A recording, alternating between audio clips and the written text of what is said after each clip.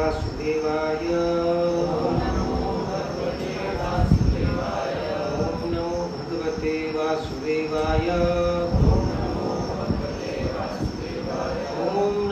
भगवते वासुदेवाय। नारायणं नमस्कृत्यं नरं चैव नरोत्तमं देवीं सरस्वतीं व्यासं ततो जयमुदीरये। नष्टप्रायेषु अभद्रेषु नित्यं भागवत सेवया भगवती उत्तम श्लोके भक्तिर्भवति नैष्ठिकी।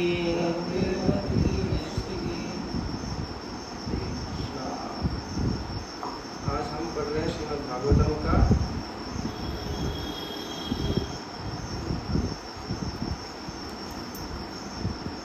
3रा स्कंद 26वां अध्याय और श्लोक नंबर 10।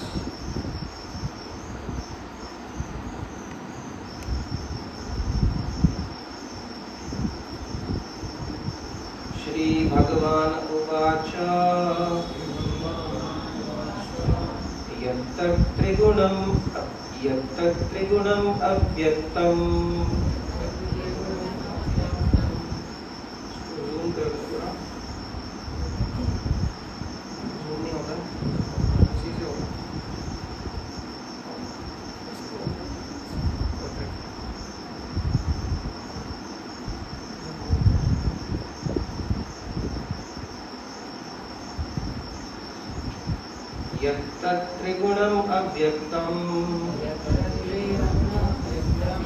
नित्यं सत् असत् आत्मकम् प्रधानं प्रकृतिं प्राहुर् अविशेषं विशेषवत्। श्री भगवान उवाच यत्त्रिगुणम् अव्यक्तम् नित्यं सत् असदात्मकम् प्रधानं प्रकृतिं प्राहुर् अविशेषं विशेषवत्। श्री भगवान उवाच यत्त्रिगुणम् अव्यक्तम् नित्यं सत् असदात्मकम्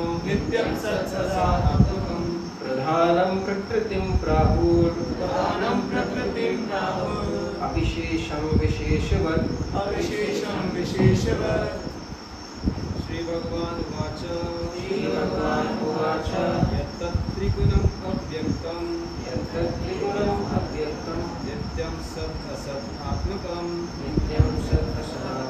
प्रधानं प्रकृतिं प्राहुर् अविशेषं विशेषवत्।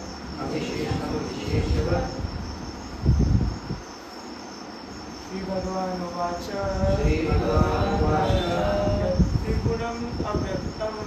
यत्त्रिगुणम् अव्यक्तम् नित्यं सदा सदात्मकम्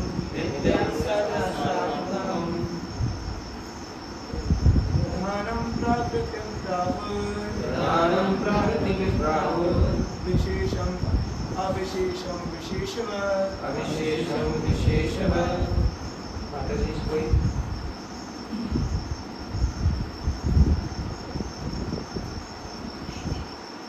ठीक है, आप पढ़ेंगे। ओके।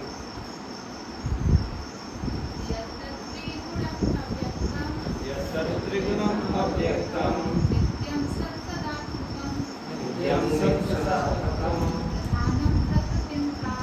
प्रधानं प्रकृतिं प्राहुर् अविशेषं विशेषवत्। ट्रांसलेशन और परपट हम पढ़ते हैं।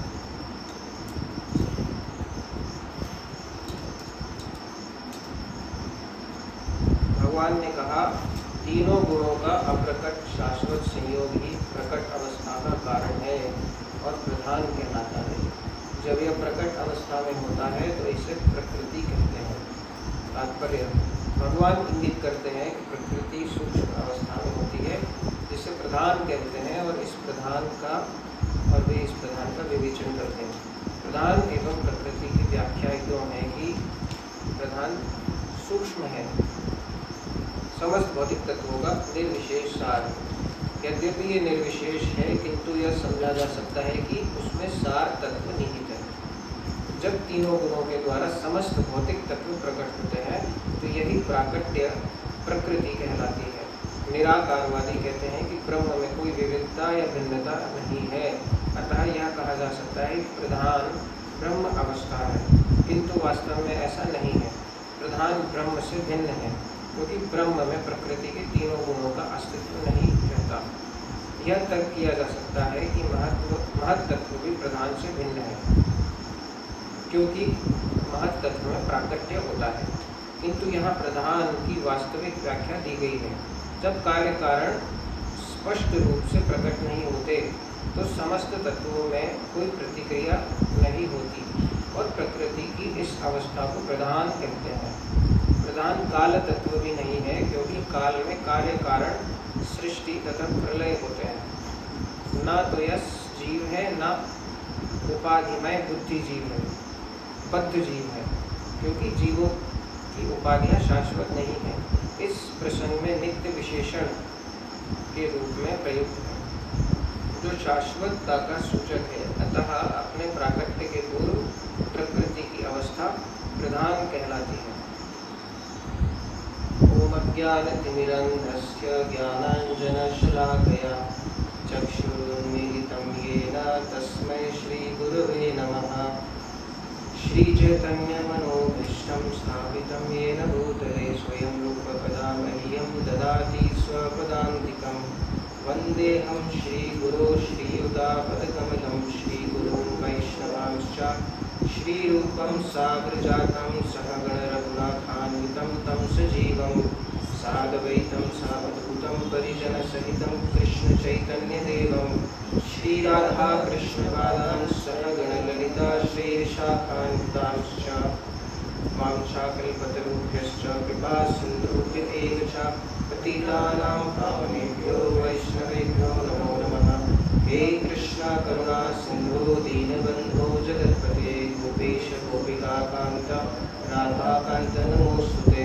तप्तकाञ्चन गौराङ्गी राधे वृन्दावनेश्वरी वृषभानुसुते देवी प्रणमामि हरिप्रिये। नमः विष्णुपादाय कृष्णपृष्ठाय भूतले श्रीमते भक्तिवेदान्त स्वामिनिधि नामिने। नमस्ते सरस्वते देवे गौरवाणी प्रचारिणे निर्विशेष शून्यवादी पाश्चात्यदेशतारिणे।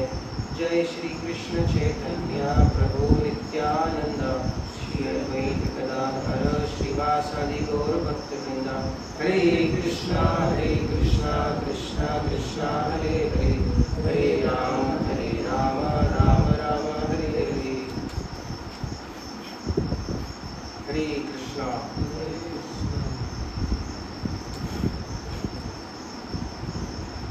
ठीक है, ट्राई करते बिना प्रिपरेशन के कुछ भी शेयर करना। गीता में भगवान कहते हैं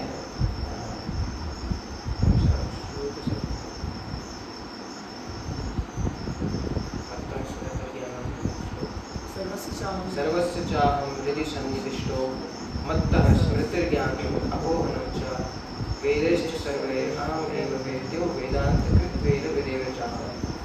गुड टू सी की दोनों तरफ से उसको बोल भी रहते तुमको याद है, ये बहुत इंपॉर्टेंट वर्ष है। तो कुछ भगवान कहते हैं कि मत्तः स्मृतिर्ज्ञानम् अपोहनं च, मेरे से ही स्मृति आती है और जो विस्मृति भी आती है। लक्कड़पन बोलने वाला था पर वो थोड़ा तो और दूसरी जगह फिर भगवान ददामि बुद्धि योगम तम, भगवान ही देते हैं मतलब बुद्धि और जो भी है। अगर कोई सोच रहा है कि प्रिपरेशन कर लिया तो मतलब मैं दे रहा हूँ तो आप गलत हो, और अगर आप बिना प्रिपरेशन के सोच रहे हो कि मैं दे रहा हूँ तब भी आप गलत हो। दोनों केस में आप नहीं दे रहे हो, दोनों केस में भगवान भगवान ही निकलवा रहे हैं आपसे। तो और यहाँ पर जो है, यहाँ पर जो ग्लोरी है, यहाँ पर जो यहाँ पर आपको क्वालिफिकेशन से दिया जाता है अपना दिमाग नहीं लगाने की। कुछ जगह बोला जाता है कि अपना दिमाग लगाओ, ठस दिमाग की तरह मत बैठे रहो, दिमाग लगा के बात करो, दिमाग बंद मत रखो। पर जब हम अध्यात्म की बात करते हैं तो हमें फॉलो करना होता है, हमें जो परंपरा चेन चली आ रही है उसको हमें फॉलो करना होता है, उसको रिपीट करना होता है। और रिपीट करते करते फिर अपने को पर्सनल साक्षात्कार होता है। तो पर्सनल साक्षात्कार, पर्सनल रियलाइजेशन इतनी जल्दी नहीं आता, पहले दिन से नहीं आता। उसमें आपको पहले कुछ टाइम तक रिपीट करना है। रिपीट कैसे करना है? तोते की तरह ऑलमोस्ट, जैसा तोता रिपीट करता है ना, पैरेट। पर श्रीमद् भागवतम जो है वो अल्टीमेट पैरेट के मुख से आ रही है, विच इज शुकदेव गोस्वामी। शुक मीन्स पैरेट।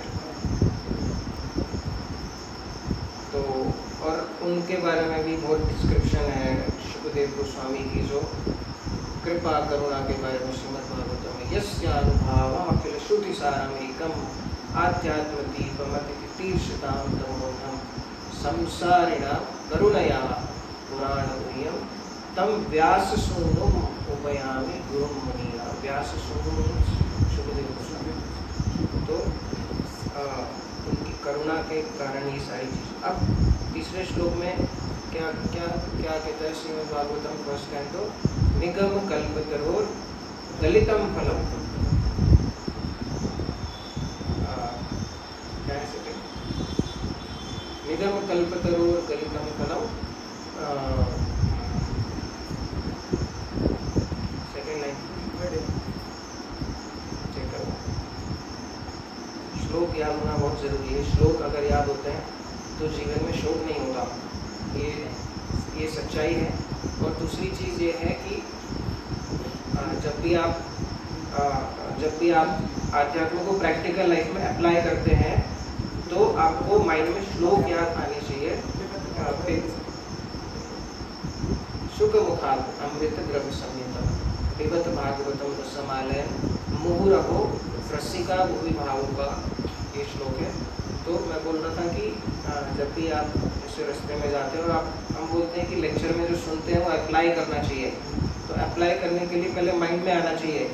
पर माइंड में किस रूप में आ रहा है? माइंड में हमारे मोस्टली क्या आता है? ट्रांसलेशन आता है, श्लोक नहीं आता। क्यों? क्योंकि संस्कृत हमारी फर्स्ट लैंग्वेज नहीं है। पर ये बात आप अवमानना नहीं कर सकते कि डायरेक्ट जो शब्द ब्रह्म होता है संस्कृत, जो भी या तो गीता है तो भगवान के श्रीमुख से निकला है, अगर श्रीमद् भागवत में तो उनके भक्तों के मुख से निकला है। दोनों केस में ओरिजिनल जो है उसमें ज़्यादा शक्ति होती है, उसमें ज़्यादा प्योरिटी होती है उसमें। और ऐसा बोलते हैं ना कि आपको समझ में नहीं आ रहा तो भी आप उसको रिसाइट करो तो अपने आप, रादर देन जैसे आप जा रहे हो और आपको कुछ तो टेम्पटेशन वाली चीज़ देखी, आपको पहले कुछ चीज़ें फलाना पत्नी के पहले बहुत पसंद थी, कुछ भी मतलब जैसे प्याज के पकौड़े फॉर एग्जाम्पल मुझे नहीं, मैं तो एग्जाम्पल दे रहा हूँ। तो जा रहे रास्ते से दिख गया ठेले पे, फिर अंदर से आवाज़ें आ रही हैं ना, युद्ध चल रहा है आत्मा और परमात्मा के बीच। फिर क्या हो रहा है आपके माइंड में? अरे हाँ वो लेक्चर में कहा था, ये कहा था, अरे हाँ वो ऐसा कहा था कि इंद्रिय ऐसा होता है। तो ये सब आपके मन में आएगा, रैंडम चीज़ें आएंगी, है ना। तो आना क्या चाहिए माइंड में? ये ही संस्पर्श जब होगा दुख यो नया एवते आदि अंतवंतु कौनते ये न देशु रमते उधा, ये आना चाहिए। क्योंकि इसने इतना जोर से पंच पड़ता है ना कि माइंड पिल्ले की तरह करके बैठा। आप देख लेना, कोशिश करना एक बार। तो क्योंकि अब आप बहुत सिंपल है भगवान, मतलब ये संस्पर्श जा, संस्पर्श स्पर्श जब होता है, किसका स्पर्श होता है? इंद्रिय, ये सारी चीज़ें ज्ञान इंद्रिय करने में, इंद्रिय का और इंद्रिय और विषय का। यहाँ पे विषय क्या है? प्याज का पकोड़ा। इंद्रिय क्या है? ये दोनों का जब स्पर्श होता है, ये ही संस्पर्श जब होगा दुख योना, जब दो चीज़ का स्पर्श होता है तो ये चैतन्य चरण प्रभु बोलते हैं कि इसमें जब दोनों का कॉम्बिनेशन होता है इंद्रिय और विषय का, तो एक बच्चा पैदा होता है और उस बच्चे का नाम है दुख। और बोलते हैं मिसकैरेज पॉसिबल नहीं है, डिलीवरी गारंटीड है। और ये मैं नहीं बोल रहा, ये ही संस्पर्श जब होगा दुख योनया, योनि मतलब कॉम्बिनेशन हो के ये दुख नाम का बच्चा पैदा होता है। और आदि अंत, अंत कौनते कौनते मतलब अर्जुन, ये जो इस टाइप का जो प्लेजर होता है, आनंद, उसका आदि होता है और उसका अंत होता है। और शुरू में आपको थोड़ा सा टपकेगा पानी तो आपको लगेगा हाँ, और फिर बाद में आपको जब वो हो जाएगा आपका एपिसोड खा पी के, तो फिर आपको हाँ ठीक है, कुछ समय क्षण के लिए क्षणिक सुख था वो एक तरह से, पर उसका आदि था और उसका अंत था। और फिर लास्ट लाइन क्या बोले, न तेषु रमते बुधा, रमते मतलब रमता, रमना मतलब रम गया मतलब आनंद, रामयति इति राम, प्लेजर, रामयति मतलब प्लेजर होता है आदमी। न तेषु रमते, इस टाइप के भोगों में न तेषु रमते बुधा, बुधा मतलब इंटेलिजेंट व्यक्ति। तो भाई खुद को इंटेलिजेंट मानकर ईगो के सही आप दूर चले जाओ उससे, अरे नहीं मैं तो इंटेलिजेंट हूँ, मैं थोड़ी खाएंगे, ऐसा बोलना है, समझ रहा है।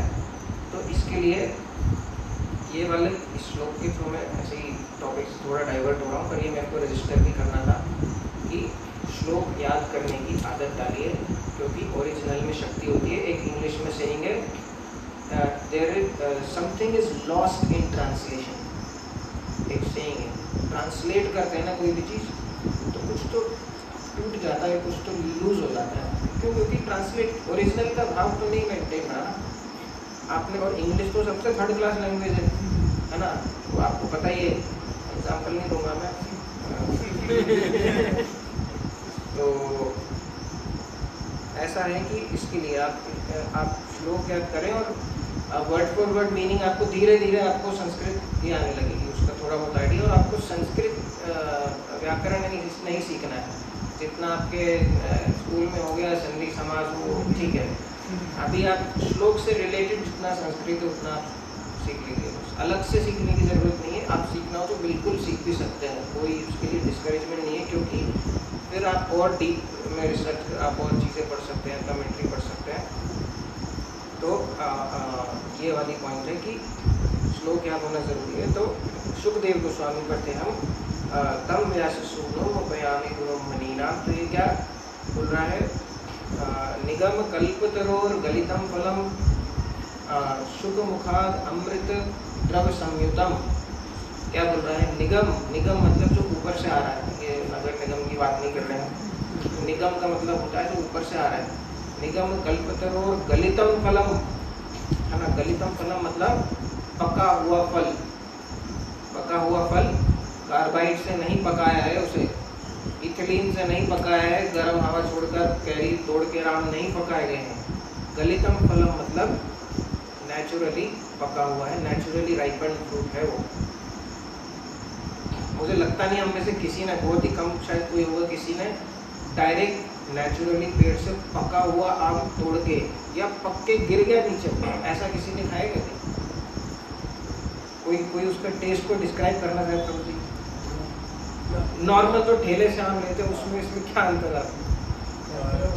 जमीन आसमान का है, जमीन आसमान बिल्कुल कड़वे और अलग ही रहता है, और उसका एक बेहतरीन स्वाद रहता है, मतलब नेचुरल अनिर्वचनीय, आप डिस्क्राइब नहीं कर सकते उसको कि हाँ नेचुरल तो नेचुरल है। अगर आप देखोगे कि कैसे आम का सीज़न आता है तो कैसे वो उसको पहले ही तोड़ लिया जाता है कच्ची अवस्था में, और फिर बाहरी रूप से सुपरफिशियल रूप से कार्बाइड इथिलीन सब गैस वैस वो सब करके उसको पकाया जाता है।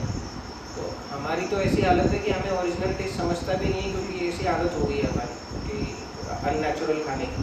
आज के टाइम में हर चीज़ अननेचुरल है, बर्थ भी अननेचुरल है और डेथ भी, बर्थ भी हॉस्पिटल में होती है और डेथ भी हॉस्पिटल में होती है। पहले दोनों ही हॉस्पिटल में नहीं होते, बर्थ घरों में होती है, कभी कभी तो रास्ते में हो जाती, सी सेक्शन कुछ जैसा था नहीं। और डेथ तो ऐसा है कि मैं मृत्यु बहुत लोगों को पहले प्रेडिक्ट भी कर देते हैं, क्योंकि शुद्ध लाइफस्टाइल होती थी, चरित्र अच्छे होते और उनके थॉट वर्ड और डीड में, वचन और उनके सोच में और इन शब्दों में कोई अंतर नहीं होता था।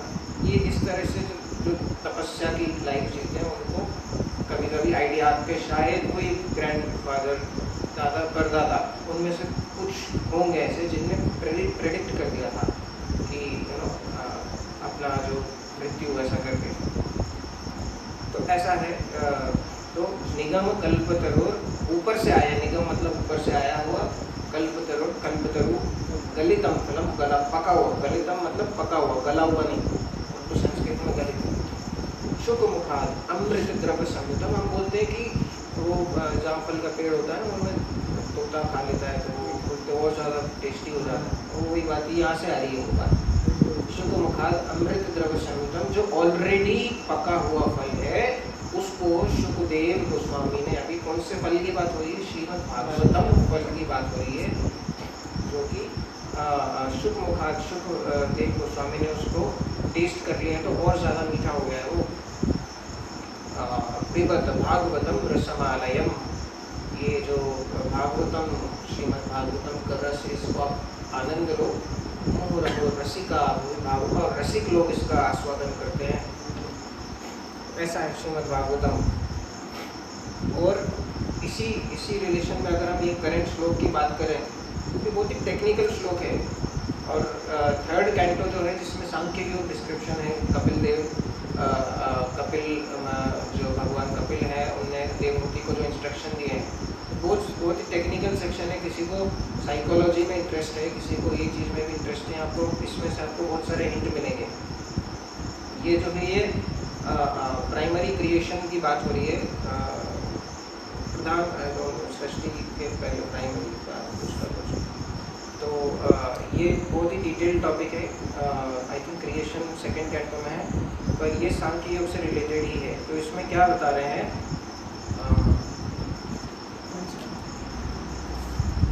ओके,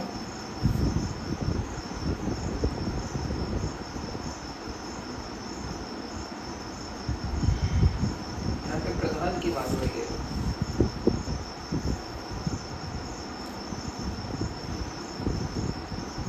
भगवान ने कहा 3 गुणों का अप्रकट शाश्वत संयोग ही प्रकट अवस्था का कारण है, और यह प्रधान कहलाता है। जब यह प्रकट अवस्था में होती तो इसे प्रकृति कहते हैं।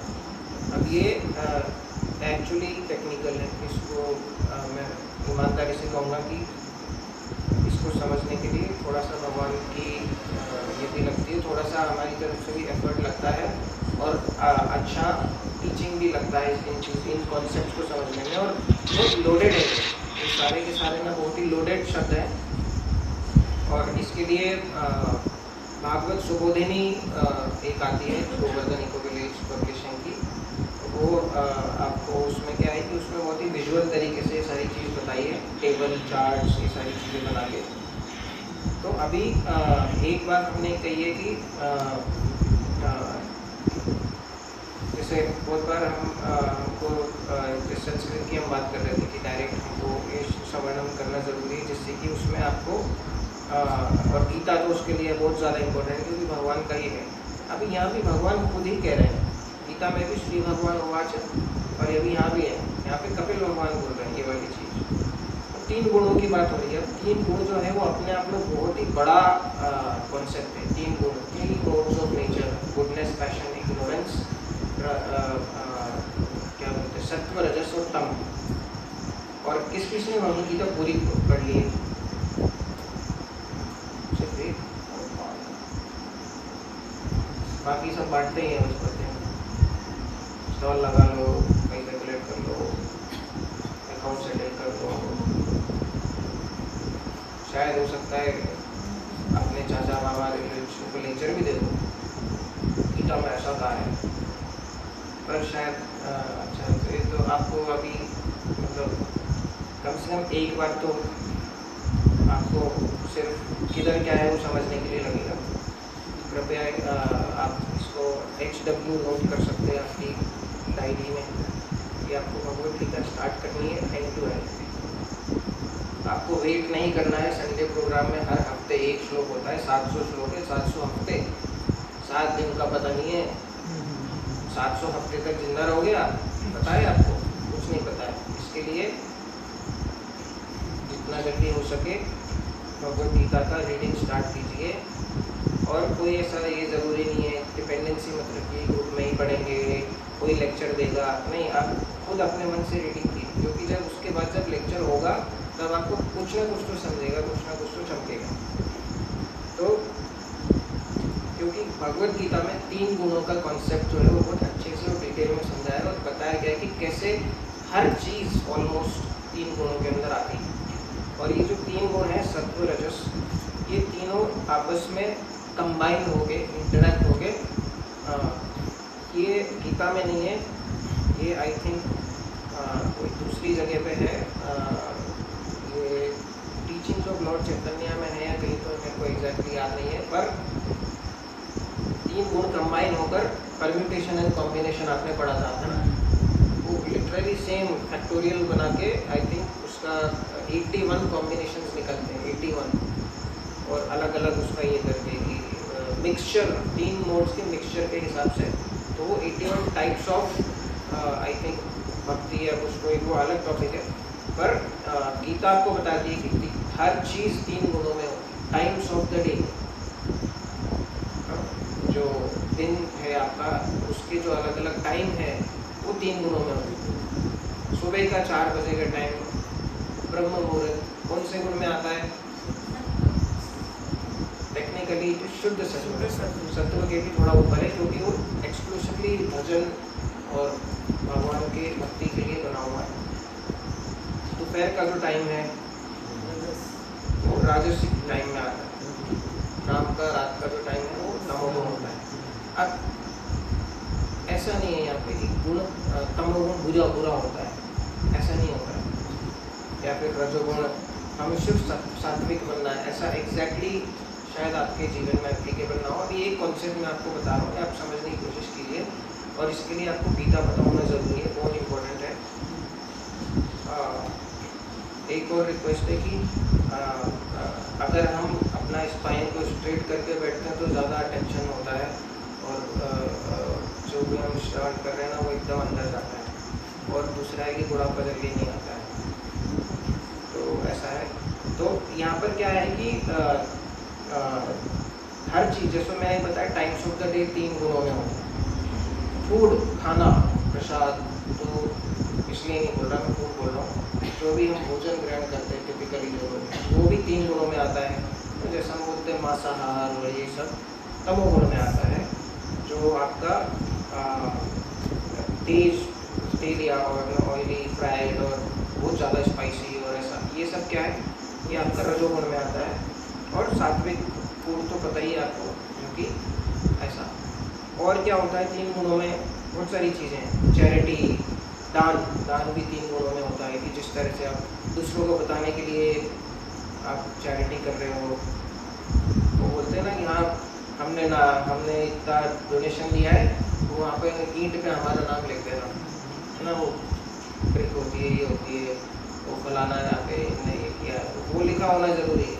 तो हम बोलते हैं कि दान ऐसा देना चाहिए कि सीधे हाथ से दो तो उल्टे आपको भी नहीं पता चले कि आपने दान दिया। इतनी सीक्रेसी होनी चाहिए दान में, डोनेशन में, चैरिटी में।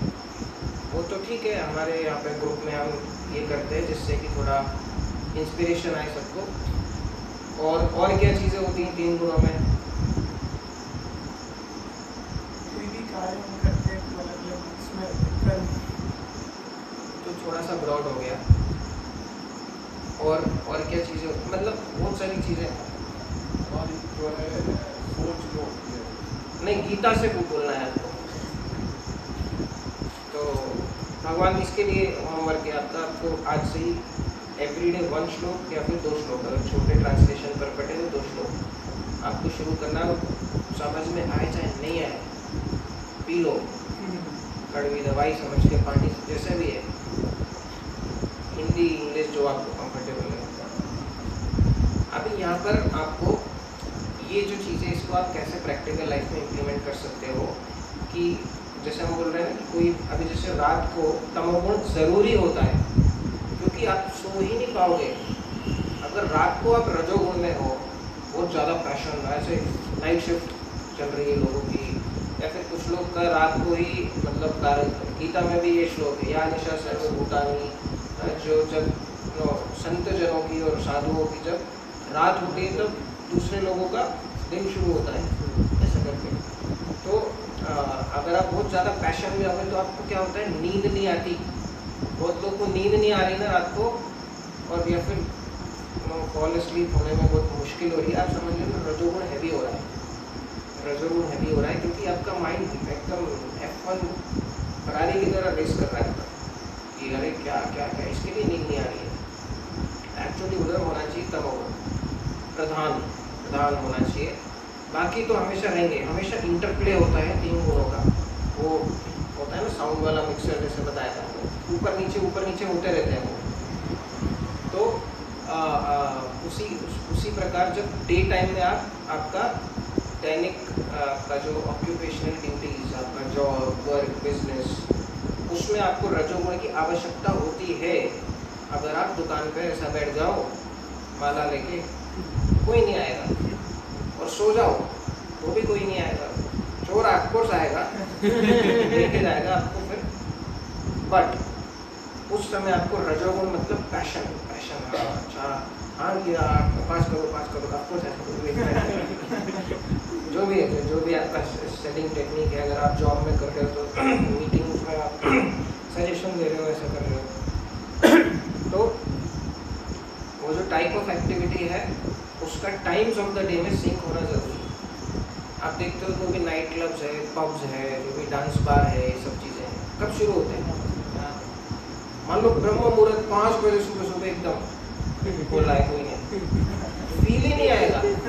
मतलब टेस्ट करने मत जाओ उधर, बोल रहा हूँ, पर फील ही नहीं आएगा कि मंगल आरती के टाइम में आप पब जा रहे हो, है ना, वहाँ पे ब्राज़ील ला कर रहे हो, तो आपको फील नहीं आएगा कुछ, क्योंकि वो टाइम ही शुद्ध सत्व का टाइम है, और उस टाइम में एक्टिविटी आपको और लगेगा। आपको सब घोर तमोगुण में हो तो फिर आप उधर भी मतलब आप कुछ ना कुछ निकाल लोगे। और पॉइंट ये है कि ये खुलते ही उसी टाइम में जब पीक तमोगुण होता है, क्योंकि उस टाइप की एक्टिविटी शराब पीना, जो भी है, डांस, वो सब उस टाइम से सिंक हो रही है। इसके लिए दोनों मैच हो रहा है तो सही बैठ रहा है। इसके लिए अपने को जो है हम माला को जैसे रात के लिए, शाम के लिए पोस्टपोन कर देते हैं, तो शाम को जो माला कर रहे हैं वो डिफ़िकल्टी होगी करने में आपको, क्योंकि टाइम इज़ अगेंस्ट योर, आपके फेवर में नहीं है वो टाइम। सुबह का क्या है, एक तो फिजिकल नॉइज़ भी कम है और माइंड की नॉइज़ भी कम है। बाहरी और आंतरिक दोनों जो चिल्ल को है वो कम है ना, बहुत ही कम है। ये रीज़न से तो ये इसके आप देखो कितना प्रैक्टिकल है 3 मोड्स। तो आपको जिस श्लोक के ऊपर मैं नहीं आ रहा हूँ अभी तक, तो अभी मैं सिर्फ 2 शब्द ही पकड़ रहा हूँ, क्योंकि ये अलग ही डायरेक्शन में है।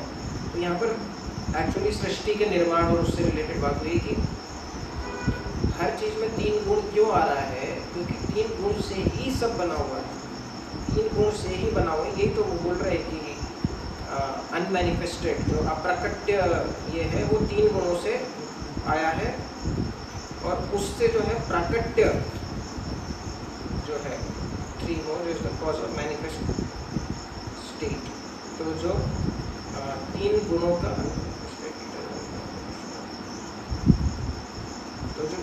का अप्राकट्य कॉम्बिनेशन है, उससे प्राकट्य हुआ है। फॉर एग्जाम्पल अगर आप इसके डिटेल में जाओगे तो आपको पता चलेगा कि आपको जो क्रिएशन का चैप्टर है श्रीमद् भागवतम के 2nd कैंटो में आता है, और उसमें जब आप थोड़ा सा रिसर्च करोगे, और इसके लिए श्रीमद् भागवतम पे तो आप तब आओगे ना जब गीता पूरी होगी, तो फिर तो सभी लटक जाएगा। तो इसके लिए यहाँ पर बोला जा रहा है कि 3 गुणों का जो अप्राकट्य स्थिति, कहने का मतलब आपको ये शरीर ही मिला है आपके पर्टिकुलर कॉम्बिनेशन के आधार पर। फॉर एग्जाम्पल आपका जो फॉर्मूला था या आपका जो इक्वेशन था, जो भी आप बोलो, ये शरीर मिलने से पहले, ये स्थूल शरीर मिलने से पहले जब आपका सूक्ष्म शरीर मतलब MBA, मन बुद्धि अहंकार, है ना, तो आपका सबका बहुत स्पेसिफिक फॉर्मुलेशन है, फॉर्मूला। फॉर एग्जांपल सत्वगुण 52.3%, रजोगुण 27.9% और तमोगुण 14.3। ऐसा समझ लीजिए आप एक आइडिया नहीं है आपको परसेंटेज। ऐसे बहुत सारे को अब आप उसमें 52.3947 लगा दो, सोच लो कितने कॉम्बिनेशन होगा। इसलिए इतने सारे जीव हैं, इसलिए इतने सारे पर्सनैलिटीज़ हैं, इसलिए इतने सारे अजीब से बिहेवियर हैं। क्यों? क्योंकि सब में ये जो तीनों का फॉर्मूला है, इंटरप्ले है, वो बहुत पर्टिकुलर और स्पेसिफिक है और टाइम्स ऑफ द डे के हिसाब से वो ऊपर नीचे हो रहा है। ऊपर से सोचो और कितना होता है प्रभु जी, ये तो सीधे साधे हैं, कोई सीधा नहीं है, कोई नहीं है।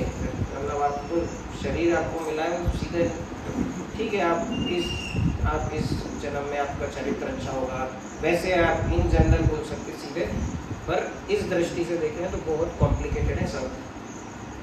क्योंकि कब कौन सा पुश बैक हो रहा है, कब कौन सा आपको अंदर से आ रहा है, तो आपको थोड़ा, मैं एक्सपेक्ट नहीं कर रहा आपको पूरा समझेगा, पर एटलीस्ट आइडिया लग गया मैं क्या कह रहा हूँ। तो सबसे पहला टेक होम पॉइंट तो ये है, टाइम्स ऑफ द डे से आपकी एक्टिविटी सिंक होना चाहिए। और स्पिरिचुअल का ये है कि भाई माला जितना हो सके मॉर्निंग के टाइम होनी चाहिए, क्योंकि शाम के टाइम आपको मुश्किल होगी, क्योंकि वो रजोगुण प्लस शाम, इवनिंग, संध्या, रजोगुण प्लस तमोगुण के बीच का टाइम है। रात को तो मतलब फिर तो आप भूल जाओ, फिर तो वही चीज़ें होंगी जो हमने पुराने जब्बा क्लास में डिस्कस की थी। तो ऐसा हो रहा है, तो जिसको क्या बोलते हैं, प्रकृति जब वो मैनिफेस्ट स्टेट में आ जाती है, जब वो प्राकट्य स्टेट में आ जाती है, तो मतलब जब दिखने लगती है तब आप उसको बोल देते हो प्रकृति, ऐसा जिसको प्रकृति व्हेन इन मैनिफेस्ट स्टेट। और जब अप्राकट्य में होता है तब उसको प्रधान बोलते हैं, ऐसा ही लिखा है ना श्लोक में, अप्राकट्य स्थिति में प्रधान बोलते हैं। तो ये टेक्नोलॉजी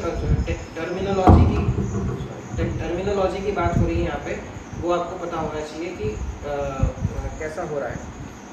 तो ऐसा है कि ये स्थूल शरीर मिलने के पहले आपका बहुत स्पेसिफिक ये था, वो स्पेसिफिक फॉर्मुलेशन कहाँ से आया, और पुराने करोड़ों जन्म, जो भी आपके इतने सारे जन्मों के बहुत स्पेसिफिक कॉम्बिनेशन है, तो उसके हिसाब से आया। अब ये मनुष्य शरीर में होते हैं, पर दूसरे योनि जो है उसमें ज़्यादातर ही फिक्स ही रहते हैं। जैसे आप बोलो कौन सोने वाले कौन है, अभी जानवर लोग, अंडा अंडा तो अच्छा होता है, क्यूट होता है। पोलर बियर है, हाइबरनेशन, 6 महीने के लिए हाइबरनेशन पे जाता है। और कौन है, हाँ आउल। अब आउल में अगर आप बोलो कि रात को उठता है, तो हो सकता है, मुझे नहीं पता कि उसका 3 गुणों का क्या है, पर जो भी हो फिक्स है, ज़्यादातर हद तक फिक्स है। इसीलिए जो मनुष्य योनि के अलावा दूसरे जितने भी योनि हैं वो सब सिस्टम को फॉलो कर रहे हैं, उनके पास स्वतंत्र इच्छा नहीं है, फ्री विल नहीं है, बहुत लिमिटेड है। अगर आप शेर आपको खा लेता है तो आपको अधिकार ही नहीं है आप उसको गाली दो, है ना, आप कुछ बोल ही नहीं। क्यों? क्योंकि उस प्रकृति फॉलो कर रहा है, उसको प्रकृति ने प्रोग्रामिंग वैसा, सॉफ्टवेयर वैसा ही दिया है। पर अगर इंसान आपको चाटा मारता है तो आप लड़ोगे, क्यों? क्योंकि आपको लगता है इसके पास चॉइस थी, तो नहीं भी मार सकता था, फिर भी मारा तुम्हें है कि नहीं? समझ रहा है आपको? और शेर खाने का कोई बुरा नहीं मानेगा, शेर है ना। तो ये बात है, क्योंकि उन दूसरे जीवों में ज़्यादातर हद तक ये जो कॉम्बिनेशन ऑफ 3 मोड्स है ये फिक्स्ड है प्रकृति की तरफ से। हमारे केस में चॉइस है, हमारे केस में जंक्शन है। आप बीना पे आए हो, मुंबई जा सकते हो, नीचे ऊपर तक कहीं भी जा सकते हो, आप जंक्शन है, ह्यूमन लाइफ इज जंक्शन। तो ये यहाँ पर ये एग्जैक्टली जो यहाँ पर ये जो श्लोक बोल रहा है, ये बहुत ज़्यादा रूट में जा रहा है, एकदम शुरुआत में जा रहा है कि जब अप्राकट्य स्थिति में जब 3 गुण थे तो वो उसको प्रधान कहते हैं, और जब प्रकट स्थिति में आता है तो उसको प्रकृति कहते हैं। और ये बहुत ही आपको थोड़ा सा ये जैसे बताया, पर ये जो पंचभूत है आपके, उसी से रिलेटेड ये चीज़ है। अब गीता में एक श्लोक में भगवान क्या कहते हैं, भूमिर अपो नलो वायु खम मनो बुद्धिरेव च अहंकार इति में भिन्ना प्रकृतिर अष्टधा। एक पंचभूत की बात हो रही है, भूमिर अपो अनल वायु खम, earth water fire air and ether. इसको क्या बोल रहे हैं भगवान, खम मनो बुद्धिरेव च अहंकार इति में भिन्ना, मैं गलत तो नहीं बोला, भिन्ना प्रकृतिर अष्टधा। ये लास्ट वाला सेंटेंस है, भगवान क्या बोल रहे हैं इसको, भिन्ना प्रकृति अष्टधा। ये मेरी सेपरेटेड एनर्जीज है, ये मेरी भिन्न प्रकृति है, मेरे से अलग हो गए। तो एक बार किसी ने पूछा था, मतलब तो कि ये श्लोक का क्या, किसी माता जी ने, ये भिन्न प्रकृति क्या है, मतलब सेपरेटेड एनर्जी क्या है। तो प्रभुपाद ने उसको एग्जाम्पल दिया कि सुबह जो आप उठने के बाद आपसे जो अलग करते हो, तो वो आपकी सेपरेटेड एनर्जी है। उसी प्रकार ये सेपरेटेड एनर्जी है। आपको समझ गया क्या क्या है? एनर्जी है ना अल्टीमेटली, वो आपसे सेपरेट हो गई। तो इनफैक्ट कभी कभी ऐसा बोला भी जाता है कि इसका श्लोक नहीं, पर जो भौतिक प्रकृति एक तरह से सेपरेटेड एनर्जी है भगवान की, उस सेंस में अगर आप देखो तो ये 5 एलिमेंट्स की यहाँ पर बात हो रही है परपट में। और आप समझिए यहाँ पर पर्पस यही है बताने का कि इतना आसान नहीं है, ये बहुत कॉम्प्लिकेटेड है और बहुत ही स्पेसिफिक है कॉम्बिनेशन से। रिपोर्टें आती है ना मेडिकल रिपोर्ट, आपको कुछ नहीं समझता, पर देखने वाले को समझता है कि अल्टीमेटली क्या है। तो इसके लिए यहाँ पर हमको क्या है कि कभी कभी डायरेक्टली हम बोल देते हैं ना, हरे नाम एक केवलम, तो इतना रिलेट नहीं हो पाता। इसके लिए ये इतने सारे कमले पौधे हैं समझने के लिए कि अच्छा ये अच्छा ऐसे चल रहा है, अच्छा ऐसे इंटरेक्शन अच्छा है। तो ज्ञानी बाबा होते हैं जिनको ये चीज़ें समझनी जरूरी होती है, उसके बाद वो सीरियस होते हैं, उसमें कोई खराबी नहीं है। मैं खुद उस कैटेगरी में मानता हूँ कि हाँ पूरा समझने हो।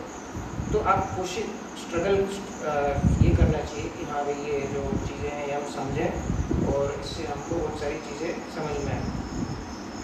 इसी से रिलेटेड श्रीमद् भागवतम में एक 11th कैंटो में सुखदेव गोस्वामी क्या बोलते हैं, श्री शुक उवाचा ततश्च अनुदिनं धर्मः सत्यम शौचम क्षमा दया कालेन बलिना राजन न क्षति आयुर्बलम स्मृति। वेरी इंपॉर्टेंट श्लोक, वेरी इंपॉर्टेंट श्लोक। इससे रिलेटेड है, मैं आपको बताता हूँ क्या बोल रहा है। श्री शुक उवाचा बहुत सिंपल है। क्या था इसका फर्स्ट लाइन, कैसी है आपकी ब्रेन की हालत, आप खुद बोल जाते हो ना। फर्स्ट वर्ड हम किसके लिए हमको बार लगता है कि फर्स्ट वर्ड कोई याद दिला रहे।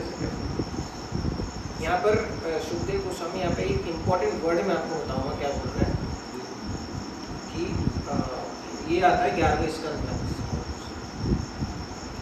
तो यहाँ पर सुखदेव गोस्वामी बोल रहे हैं कि ततश्च अनुदिनम, सबसे इम्पोर्टेंट वर्ड यहाँ पे क्या है, अनुदिनम। अब समझना है उस बात को।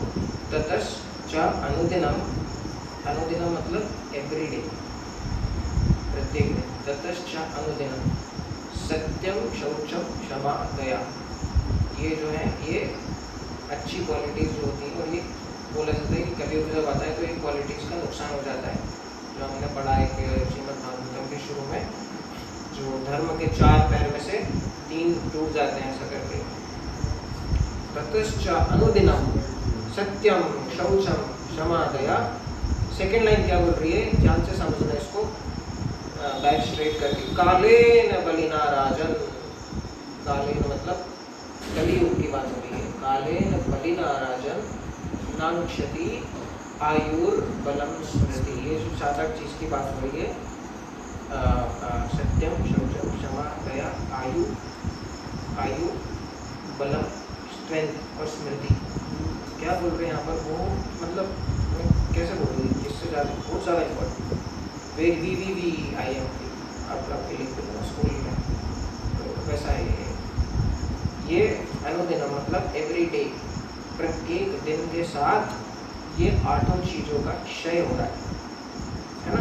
ये श्लोक बोल रहा है कि प्रत्येक दिन, ततश्च अनुदिनम, एवरीडे, प्रत्येक दिन के साथ ये 8 चीजों का क्षय हो रहा है, नीचे जा रही है। अब यहाँ पर आप नोट कीजिए, इसका मतलब अगर आप सोचो आज जब मैं फॉर एग्जाम्पल, आज तो बहुत सेवा है, ये है, माइंड बहुत भाग रहा है, कल मैं अच्छे से माला करूँगा, कल मैं माला करूँगा अच्छे से, कल प्रोक्रेस्टिनेशन। ये श्लोक के हिसाब से ततश्च अनुदिनम, एवरीडे, प्रत्येक दिन के साथ ये 8 चीज कम हो गई, सत्यम, शौचम, क्षमा, दया, आयु, बलम, स्मृति।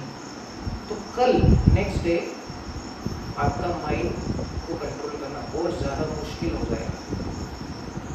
आपको मैं परसों कंट्रोल करूँगा, परसों अटेंटिवली माला करूँगा, आज एक्सरसाइज नहीं करता, आज नहीं करता, अगले महीने से शुरू करेंगे। अगले महीने ये 8 चीज़ों का क्षय, अनुदिनम मल्टीप्लाइड बाय 30, अनुदिनम इज एवरीडे मल्टीप्लाइड बाय 30, उतना गिर जाएगा।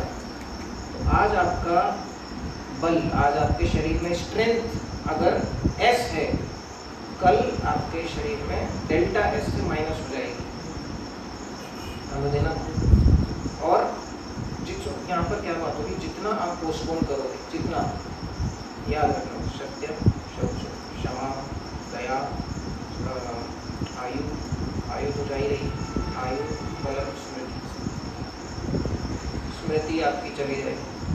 अब कोई थोड़ी ना 50 साल में यूपीएससी प्रिपरेशन, जो डॉक्टर थोड़ी ना 50 ईयर्स में शुरू करता है मेडिसिन की, एज होती है, क्योंकि वो एज में दिमाग तेज है। अब ये चीज़ हम जनरल रूप से समझ लेते हैं कि हाँ यही तो उम्र है पढ़ने की, पढ़ लो, ऐसा ऐसा।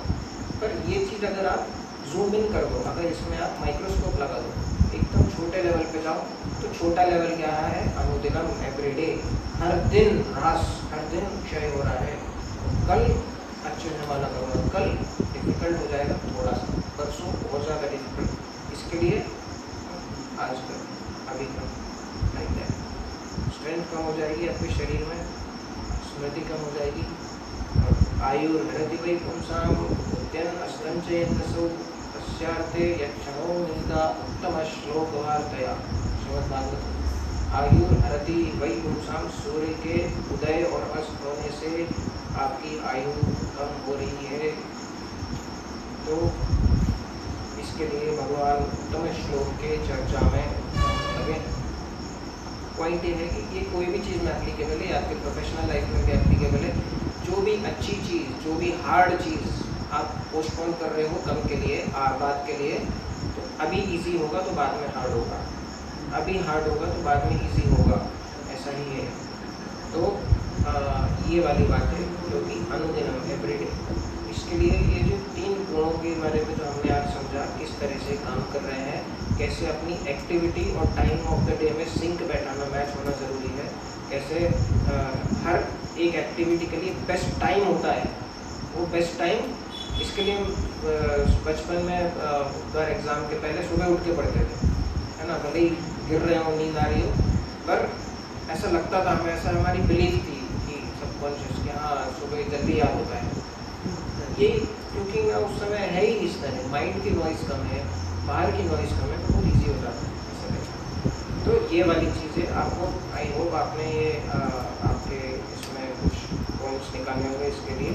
बाकी ये चर्चा हम कंटिन्यू करेंगे। किसी को कुछ ऐड करना है, किसी को कुछ?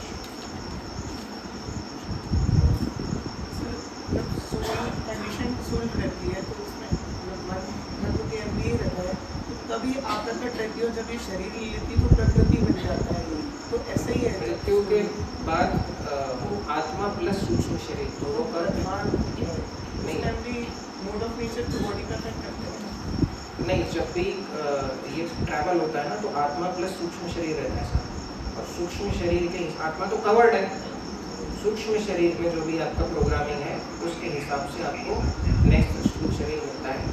तो 3 मोड्स, और इस सबसे पहले कब अफेक्ट होते हैं उसका कोई आइडिया नहीं है, पर 3 मोड्स हमेशा, हाँ, वो आपके एक तरह से इनबिल्ट है। Influence 3 like- मोड्स के हिसाब से ही आपकी सूक्ष्म शरीर फॉर्म हुआ है ना, फ्रेम हुआ है ना। तो जिस तरह से आगे आप 3 गुणों से इंटरेक्ट करते हो उसके हिसाब से सूक्ष्म शरीर फिर से चेंज होता है, फिर वो आपका स्थूल शरीर डिसाइड करता है, कॉम्बिनेशन आत्मा सूक्ष्म शरीर स्थूल शरीर।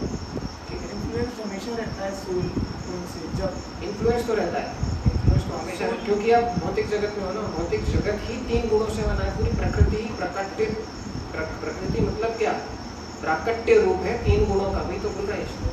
वैसे प्रधान रहता है और शरीर में जाते तो प्रकृति बन जाती है। शरीर में नहीं, प्राकट्य रूप में दिखने जब लगता है, जब प्रकट रूप में आता है तो वो प्रकृति कहलाता है 3 गुणों का। तो आप प्रकट रूप से किस फॉर्म में प्रेजेंट रहते हैं? वही तो प्रधान नाम है उसका। नहीं, किस फॉर्म में लगते? किस फॉर्म में मतलब वो फॉर्म नहीं, उस वो जो फॉर्म है ना उसी को प्रधान बोलते हैं। तो उसका डिटेल जो है श्रीमद् भागवतम में आता है कि प्रधान से महत तत्व आता है, इसमें महत तत्व, फिर उसके बाद प्राइमरी क्रिएशन होता है। तो इसके लिए उस टॉपिक में नहीं जा रहा, वो अलग ही टॉपिक है, वो क्या पूरा चार्ट पीपीटी वो सब कुछ समझाना पड़ेगा। ठीक है, श्रील प्रभुपाद की जय, ग्रंथराज श्रीमद् भागवतम की जय।